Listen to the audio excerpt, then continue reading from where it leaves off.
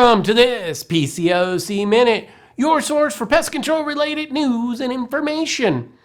On this PCOC Minute, we're going to have Chris Reardon, the Executive Vice President, here to provide us some updates on a few pending issues that have come up here lately. So let's get over to Chris to hear what he has for us today.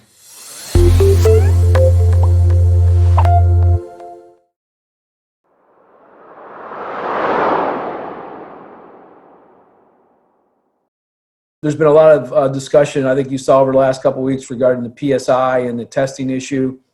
I think there was, growing pains, I would say, related to the opening up of the testing again. It was in some counties, and then we had some counties it wasn't in. Then there was speculation apparently about what kind of, some tests were being canceled, that they were told originally there was supposed to be testing going on in the last 2 weeks. The good news is come May 15th, our industry officially be testing. Over the last couple of weeks, those folks that had appointments were supposed to have the ability to test, but there was some confusion. The good news is, with the help of the Structural Pest Control Board and their leadership, I think we tried to sort of quell some of the concerns, and I know they've reached out on our behalf as well for some of our members on the testing issue. So like everything else, as you know, none of this stuff is perfect, but at least, and we've never been through a pandemic before as it relates to, shutting down our testing requirements. But I think, I think we move forward. I know Susan Saylor, the executive officer at the his board, indicated to us if we need some help or continued help, we'll continue to work with her and her staff as well. They've been tremendous, I've mentioned many times. So just wanted to make you aware of that. We'll be, and I know that, there's some parts of the state, many of you have heard, that are opening up, and some that will be, for example, the Bay Area, I think Los Angeles, maybe we get to the end of the month, but there's other parts of the state, I think north of Sacramento, and I think you're going to see some of the rural parts and maybe the Central Valley and the eastern side of, the southern part of the state open up as well. But this will be systematic, and we could have additional testing sites depending on the situation and where those are located in the state. So I wanted to make you aware of that on the test issue. Please, again, if you have questions or we can help you, if somehow there's confusion or your test gets canceled, just call us at the office or send us an email, and we'll try to be helpful, making sure that we can get you to test, because I know this will ramp up quickly, and so we'll work with you on that.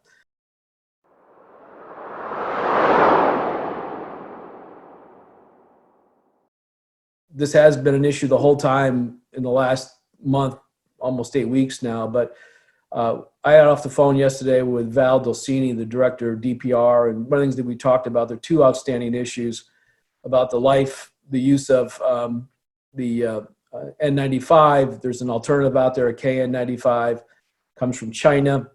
There's some speculation about, it's almost identical to what's used in this country on the N95, except it's made in China and it's used in China. So we're trying to work with our friends at the national level. We're trying to work with the department, Cal OSHA, Federal OSHA. And by the way, there's another stickler here too. The FDA as well is involved. So the FDA approves these masks originally when they come in here, then Cal OSHA or our friends at OSHA regulate the use of these materials. So we've actually had discussions at both levels. I think Director Dulcini mentioned to me that there is a lot of interest because of as we go down the road into this month and we go into June, and who knows what this looks like in the coming months, that we have to have some ability, maybe some regulatory relief on the use of PPE and these masks and these filters. So we're looking at the whole KN95 issue for use in California as a true alternative. It's currently not approved yet in California for use, and we're talking about having that product used in California. So hang tight on that, because we hope to get something done here pretty quickly. And then on the PPE issue, regarding the existing use of the mask, oftentimes it has a limitation on the hours you can use it. And we're looking at that too, related to maybe extending those hours for a time certain. We don't know what that, we're still working on a time certain with DPR, but we know it's going to be important, because this isn't going to go away anytime soon. So just hang tight on that. We've written to you, and I know I've talked to many of you, or you've emailed me on this issue.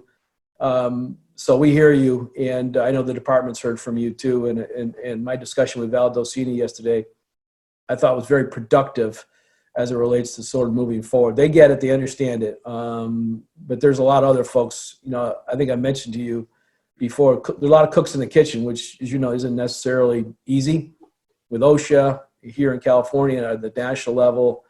And US EPA, I know there's discussions with them as well. So we're working on it. I know because there's some frustration regarding it can be used in other states. And as I remind folks, well, California isn't another state.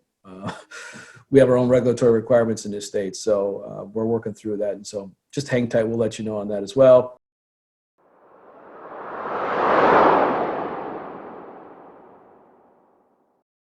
We also had discussions this week, our leadership regarding what our next events are going to look like. Hang tight there as well, because we're talking about doing some stuff online, some training online, or having some of our sponsor affiliates providing assistance for us online training in CE hours, etc. So we hope to come out with this fairly quickly, probably sometime in mid to late June. We're still working out the final details on this, but we think, and by the way, I think it's a great idea, to be honest with you, because if this is the new norm, not only in the next month or two, but the next 6 months, and a lot of you have heard about this second wave coming in. Well, if that's the case, then we got to have the ability to provide continuing education for all of you in the future. So we're going to be working through that as well. But I think we're going to have a test case sometime in June on continuing education, working with our sponsors as well. So that's all good. And then just finally, I mentioned last time we talked about what we're going to be doing in September, and you're going to see more information on that as well. But our hope is, assuming that we can do our board meeting in September, that we're going to have I think a great event. We're going to try to do our traditional board meeting, plus have the ability to have our sponsor affiliates space for them as well. We're going to bring in some key speakers for continuing education hours, much like we do in an expo. And we're doing some other things, we're talking about some other things as well. As you know, it's not going to be like an expo, but we're going to try to make it as similar as we can. And so we're talking to the hotel now about what we can do at that September timeframe, assuming, again, that, we have the ability to do that. Our hope, as I knock on wood, that we all get to meet. I think folks are tired of sitting in their houses. It'd be nice to see everyone's face as well in September. It looks like, too, at least right now, we'll probably be doing a virtual meeting in June. As most of you know, June, we elect officers and do all that sort of stuff.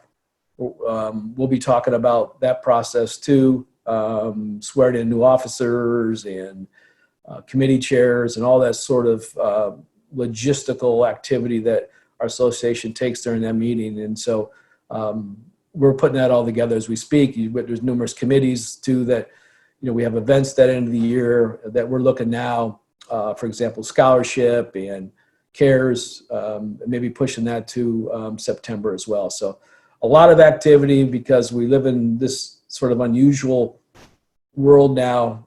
We're trying to figure out ways to do this. Number one, keep you safe, but also do what we have to do for the association. Our work doesn't stop, as many of you know. So anxious to see all of you. And again, please don't, based on what you just heard me say today, if you have any questions on any of the things I just described to you, please send me a note, text me, call me, whatever you need to do. So anyway, great to see you. Hope you're staying safe, and look forward to seeing all of you in the near future.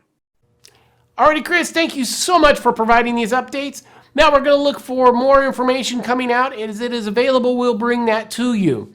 So we want to encourage you to subscribe here to the Pest Control Operators of California YouTube channel. Also, to follow us on Facebook and LinkedIn. That way you can always be updated on all the changes that are happening here in the pest control industry in California. Now, I would like to thank the Pest Control Operators of California for partnering with the Pest Posse to bring you this PCOC Minute. Until next time, please stay safe and stay healthy.